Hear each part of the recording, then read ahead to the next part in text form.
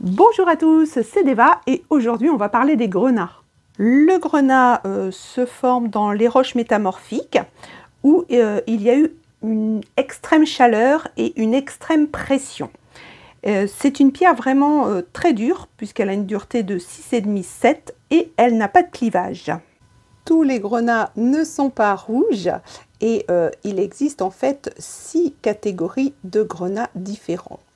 Nous avons l'almandin qui peut être rouge violacé, jaune et toute la gamme de rose à noir. Il contient du fer et de l'aluminium et on l'a nommé ainsi parce qu'on l'a découvert à Alabanda en Turquie où on taillait une pierre là-bas qui s'appelait l'almandine et en fait c'était le grenat almandin. Deuxième catégorie, l'andradite. Alors il peut être jaune, vert, noir, brun ou rouge. Il contient du calcium et du fer et on doit son nom en l'honneur de José Bonifacio de Andrada de Silva qui était un minéralogiste qui a découvert donc cette pierre en Norvège. Ensuite, nous avons le grossulaire. Alors le grossulaire, il peut être incolore, jaune, vert, rose, orange, rouge ou brun. Il contient du calcium et de l'aluminium. Alors son nom est tiré du mot grossularium qui veut dire groseille à maquereau. Il a été découvert la première fois en Russie. Et les deux espèces vraiment qui sont les plus connues de grossulaire, c'est l'essonite qui est jaune miel et la tsfavorite qui est verte. Ensuite, nous avons le grenat pyrope qui peut être blanc, rouge, rose ou noir, qui contient du manganèse et de l'aluminium. Le nom vient de pyropos, qui veut dire fougueux par rapport à la teinte rouge, hein, et il a été découvert en République tchèque. La pierre la plus connue, c'est la rhodolite qui vient de Tanzanie et qui est d'un joli rose. Ensuite, nous avons la spessartite, ou spessartine, qui est jaune, orange, rouge ou noir, qui contient du manganèse et de l'aluminium. Donc, elle a été découverte dans les montagnes du Spessart en Allemagne. Et sa variété la plus renommée, c'est le grenat mandarin, qui est tout orange. Enfin, nous avons l'uvarovite, qui elle est vert bouteille, vert émeraude, qui contient calcium et chrome, pardon, et il a été nommé ainsi en l'honneur du comte Sergueï Semyonovitch Uvarov, et il a été découvert en Russie. Les grenats sont assez répandus sur la planète, surtout pour les variétés de pyrope et d'almandin. Sachez quand même qu'il existe une variété très recherchée qui s'appelle le grenat de Madagascar de Bekili. Et celui-ci est bleu pur le jour, enfin à la lumière du jour, et il devient pourpre vif à la lumière artificielle. Donc c'est dû au vanadium et au chrome qu'il contient, mais je vous souhaite d'en voir un jour. Au niveau histoire, Noé a été guidé par une lanterne avec un grenat à travers le déluge. Autre histoire de guidance, dans la mythologie viking, on enterre le mort avec un grenat afin qu'il puisse trouver son chemin vers le Valhalla, donc vers le paradis. Hein. Donc il y a ce même état d'esprit.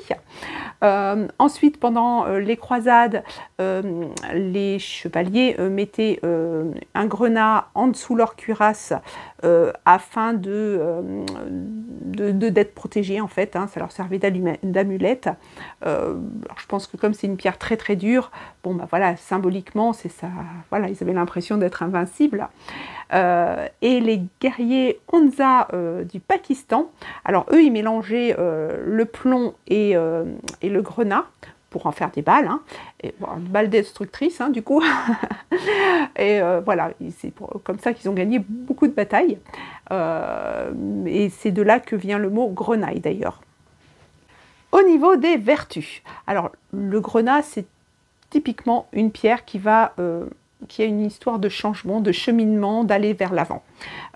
Donc ça va vous permettre voilà, que ce soit par exemple un changement de pensée, un changement dans votre vie, que ce soit au niveau sentimental, au niveau du travail, de la géographie, peu importe, que ce soit voulu ou non, c'est une pierre qui va vous accompagner, qui va permettre de transcender un petit peu tout ce qui était négatif avant et le transcender en quelque chose de positif.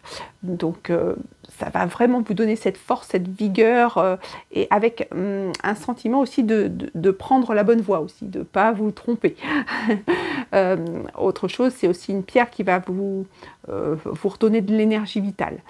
Si vous aviez l'impression d'être un peu au bout du rouleau, de faire plein de choses à la fois et de ne pas avancer dans votre vie, d'être toujours en train de subir des événements, de faire ça, d'aller toujours dans plein de sens différents et de vous sentir bloqué en fait, parce que vous n'avancez pas, eh bien le grenat va vous permettre de foncer un petit peu plus, de débloquer certaines portes qui sont fermées, d'être mieux organisé, il y a ce côté-là. C'est ce qui est déjà pas si mal que ça. Au niveau des traitements, des imitations, alors il n'y a pas énormément d'imitations parce que, comme je vous ai dit, le grenat c'est quand même une pierre assez courante sur la croûte terrestre, si ce n'est quand même au niveau des perles où j'ai vu... on m'a fait déjà réparer des bracelets soi-disant en grenat et en fait, ça n'en était pas. Alors, un petit conseil pour voir si c'est du grenat ou pas, c'est beaucoup plus lourd. Une pierre de grenat, c'est dense, donc votre bracelet, il doit être plus lourd que vos bracelets de pierre que vous avez habituellement. Voilà, ça peut être une petite astuce. Hein. Sinon, il existe bien sûr des grenats synthétiques. Hein. Alors c'est plutôt pour de la bijouterie. Hein. C'est voilà, en cailloux, enfin je veux dire en pierre de lithothérapie, il n'y a pas d'intérêt. Et puis au niveau des traitements, c'est surtout au niveau des pierres vertes où il y a un système de chauffe avec de l'acide qui renforce la couleur verte. Mais voilà, vous avez peu de chances quand même de tomber sur des imitations. Dernière chose au niveau de l'entretien. Alors, bonne nouvelle, c'est une pierre qui est relativement costaud.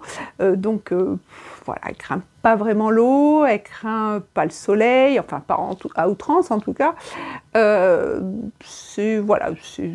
Voilà, si vous avez un petit peu de crème, un petit peu de savon dessus, ça ira aussi. Après, il ne faut pas exagérer bien sûr. Si vous faites le ménage et que vous trempez votre bijou dans les produits d'entretien, au bout d'un moment, à la longue, ça va au moins enlever le polissage et puis voilà, c'est bien dommage. Mais bon, voilà, c'est une pierre qui est quand même solide. Je pense que je vous ai tout dit. Donc, à bientôt, à la semaine prochaine en fait, et n'hésitez pas à vous abonner si ce n'est pas fait.